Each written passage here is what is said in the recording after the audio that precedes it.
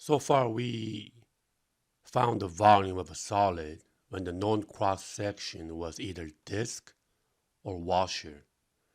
Now we're going to talk about cross-sections that is not disk or washer. So before we do that, let's review some geometry. What is the area of a square? Let's say this is B and that is B.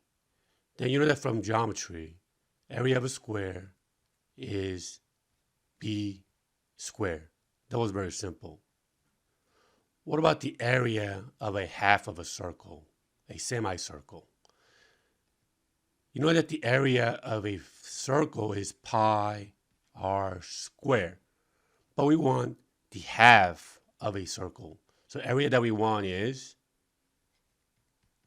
pi r squared over 2. Now since the diameter is b, we know that the radius is b over 2.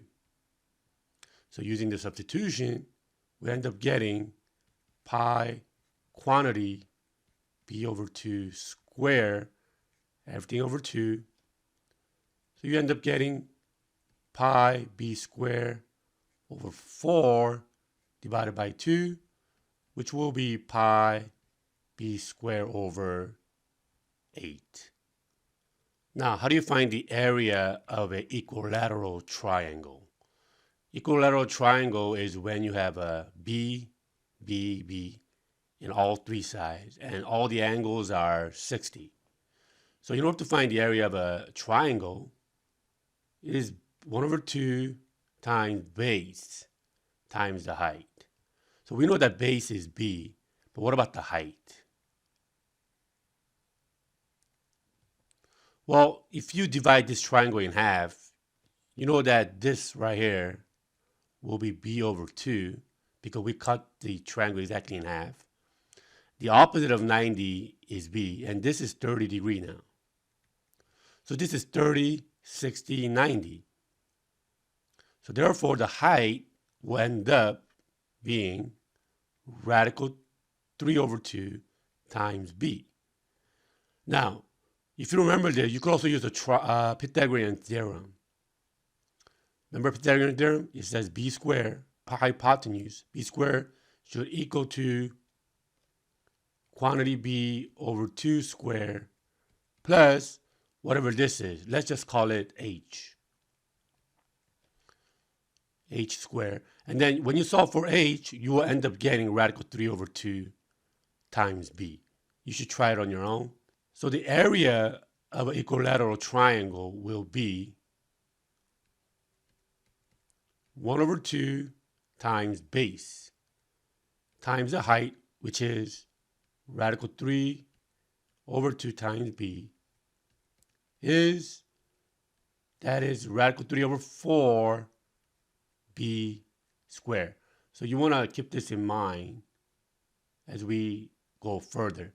Area of an equilateral triangle is radical 3 over 4 b squared. And we have a region bounded by x squared plus y squared equals 9. And you should recall that that's a circle.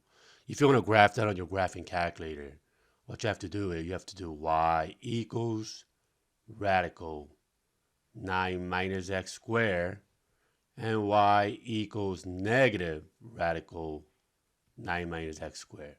So the positive radical represents this.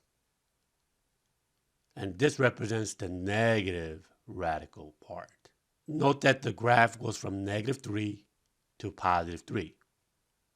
Now, this will be the base of our solid. Now, we're not revolving the region around the horizontal line or vertical line. This is going to be our base of a solid. And just imagine, on top of this base, we're going to put squares. So we're putting a bunch of squares on top of this base.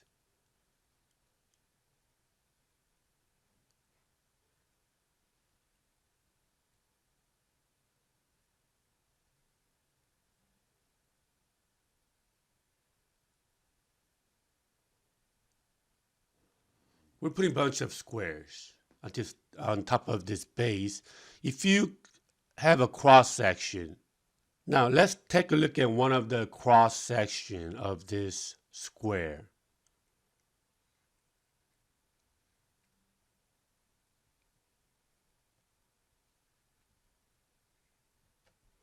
That's B, and that's B.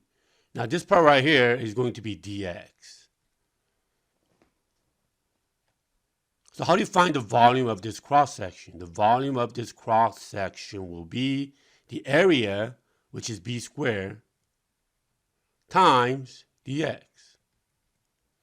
So to find the volume of this solid from -3 to 3 is b squared times dx. And now what is our b? Our b is from here to here, isn't it? We need to find the length of that. And what is that? That's top minus the bottom. Which one is our top? Right here. This one is our top. And which one is at the bottom? This is at our bottom. So what is this minus that? Radical 9 minus x squared minus negative radical 9 minus x squared. That's going to be 2 radical 9 minus x squared. That is going to be our base. But we need to square that to find the total volume of a solid. So our answer will be integral from -3 to 3 2 radical 9 minus x squared, that whole thing square, times dx. This is our setup to find the volume of the cross section that is a square.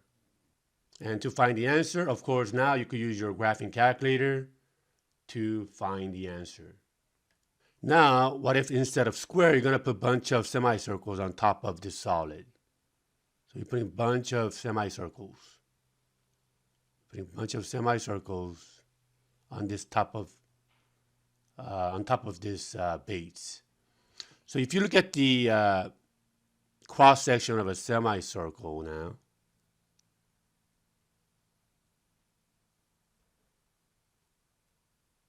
this is dx, and that becomes our base, which is a diameter of a circle, isn't it?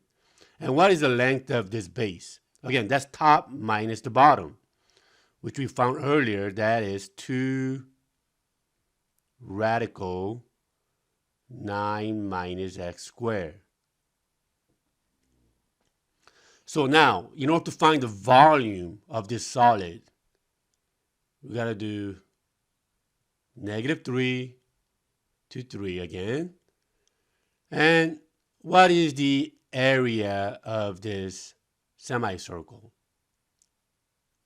That's going to be pi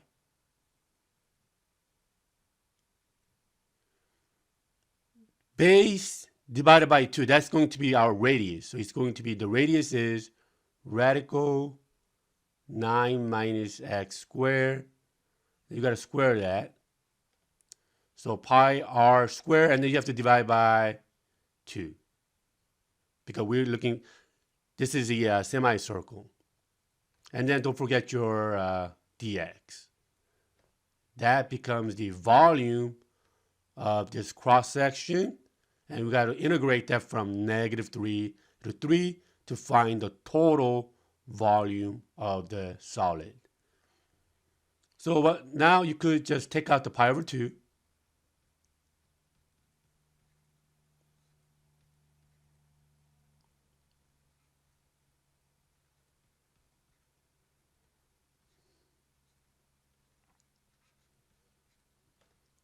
And then go ahead and use your graphing calculator to find the answer. Again, notice we're not revolving the region about the horizontal line or vertical line. That was for the disc and washer. So this kind of problem is different than the disc and washer. Now on top of this base, we're going to put a bunch of equilateral triangles.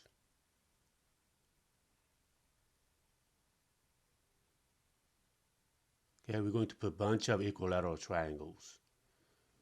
So what is the volume of a cross section that's a equilateral triangle? Again, that portion right here will become dx. That becomes base.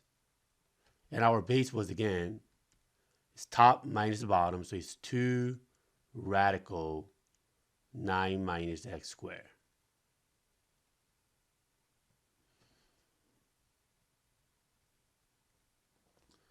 So the volume of this cross section will be, remember the area of equilateral triangle? It was radical 3 over 4b squared. So the volume of this cross section will be radical 3 over 4 b squared times dx. But however, we got to find the volume of this solid from -3 to 3. And then we could take the radical 3 over 4 out. That's a constant. And what is our b? That's 2 radical 9 minus x squared. Then you need to square that. That's b squared times dx. So this is our setup to find the volume of a solid when the cross section is equilateral triangle. And you could use your calculator to find the answer to this setup.